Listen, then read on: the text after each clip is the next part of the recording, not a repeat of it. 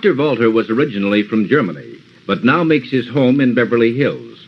He is retired and lives a quiet life in California.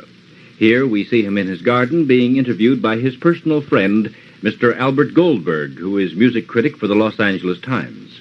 Dr. Walter, you have a lovely place here in Beverly Hills. How long have you lived here?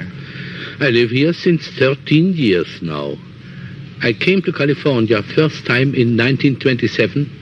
I had to conduct a concert in the Hollywood Bowl, and I fell in love with it at first sight.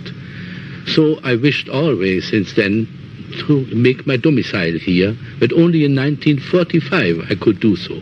Now it is 13 years that I live here, and I have not yet regretted it. After many years in New York, with its Allegro Furioso, it was really a necessity for me to have this change. Now I am enjoying the Allegretto Grazioso of Beverly Hills, and it gives me the possibility of taking a new contact with myself, of thinking, of meditating, and what's much more important for me, to learn. You recently announced that you were giving up conducting, but fortunately you still do a little now and then. Do you plan to continue in this way? Well, after 64 years of conducting, it was time to make a break. But I tell you, does not mean a definite and absolute break. If such an invitation like this one from Vancouver is coming, I return gladly to my old love and take the baton up again.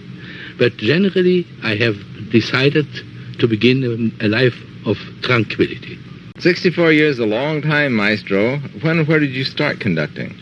I started conducting in 1894, so 64 years ago.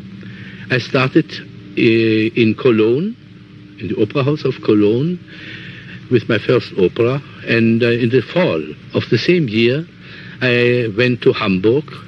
The Opera House had one great leader, that was Gustav Mahler.